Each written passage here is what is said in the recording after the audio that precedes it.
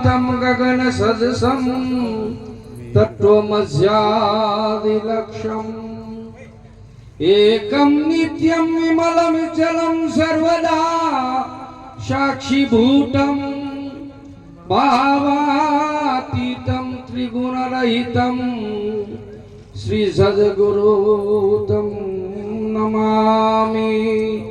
अखण्डमण्डलाकारं व्याप्तं येन चराचरं तत्पदं तव दर्शितं श्री सद्गुरुदेवतं नमामि। जे स्वरूप ने समझा विना पाम्यो दुखनन समझाव्यू ते पद नमो श्री सद्गुरु भगवंत। जेनी दशा देह छता वर्ते देहातीत एवा ज्ञानीना चरणों में वंदनो गणित। सद्गुरु महाराज की जय।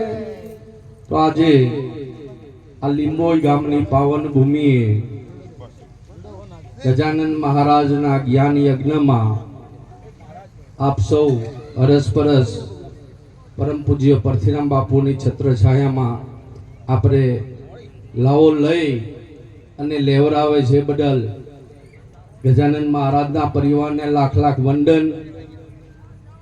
અને આપ સૌ અહીં બિરાજ્યા અને તમારા દર્શનનો લાભ થયો એ બદલ તમને પણ મારા કોટી કોટી વંદન।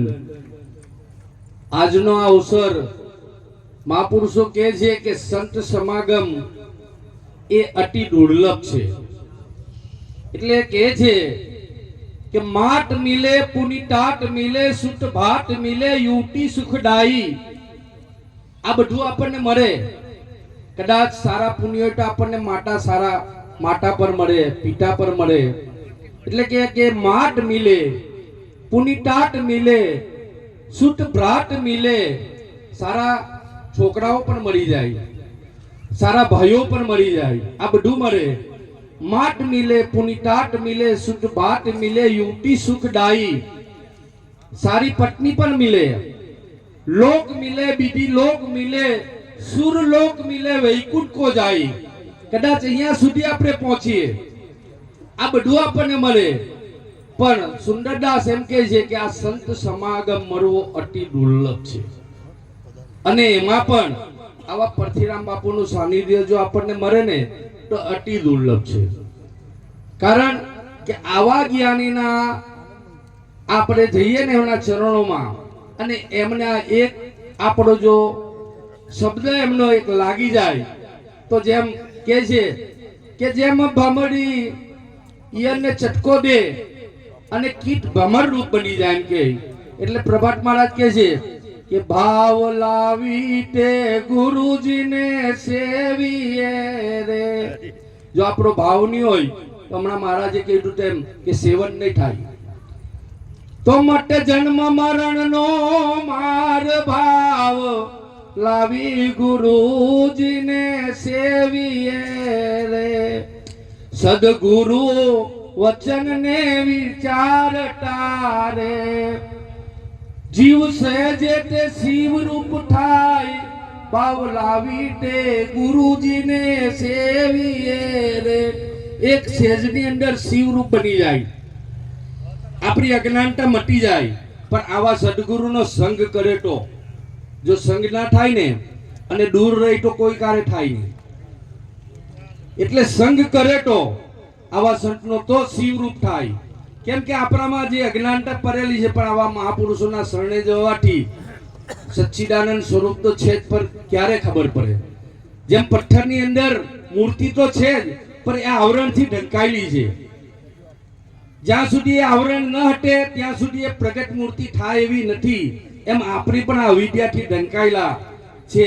પણ આવા મહાપુરુષોના શરણે જવાથી આપણો જે કંઈ અજ્ઞાન એ હટી જાય અને ત્રાદસ્ય આપણું સાક્ષાત જે સચ્ચિદાનંદ સ્વરૂપ છે એ પ્રગટ થાય છે।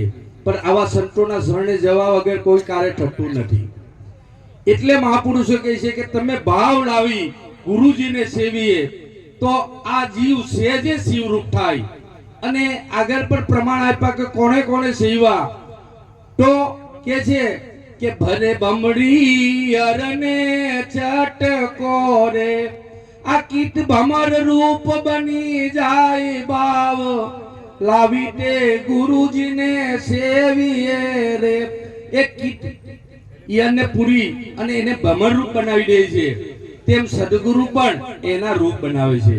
અને કીધું છે કે તેમ કે પાંખો આવીને અયરા લાગી ઉડવા, કે મર્યો એને આવા સાચા સદગુરુ જીનો સંગ, આ ગુરુજી એવા સેવીએ તો આ શિવરૂપ થાય.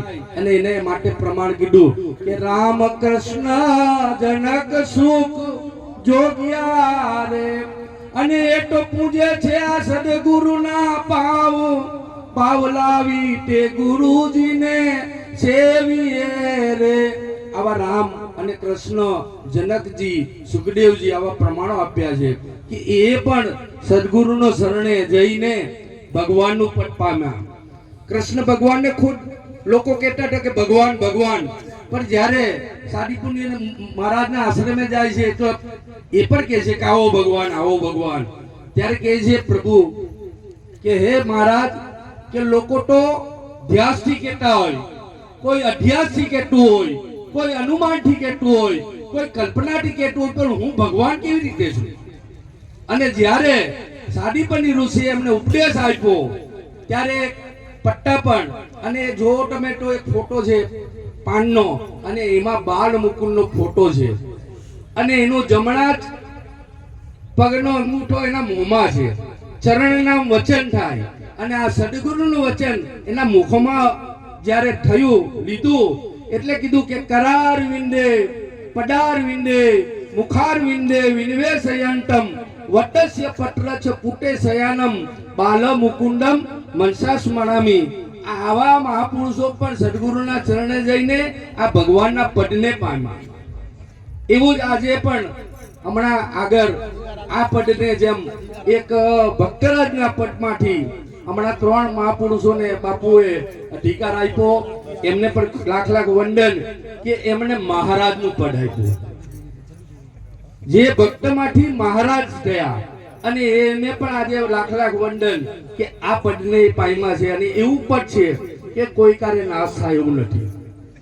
જેમ કૃષ્ણ ભગવાને કીધું કે ન તદ ભાષ્ય તે સૂર્ય ન શશાંક ન પાવક, યદિ ગત્વા નિર્વંતે તદ ધામ પરમ મમ, કે આ ધામમાં ગયા પછી પાછા કોઈ આવતા નથી. એવું મારું આ પરમ ધામ છે, એ અચર ધામ. અવિચર ધ્રુવને આપ્યો, વિચર રાજ પોતાનો કરી સ્થાપ્યો. એમ આવું જે મહારાજનું પદ એ 3 મહાપુરુષોમાં મોહમ્મદ મહારાજજી અમારા, પછી મુકેશરામ, એમ ત્રીજા 3 જણને બાપુએ આ પદ આપ્યું. એ લોકોને પણ લાખ લાખ ધન્યવાદ. અને મહાપુરુષો ઘણા છે.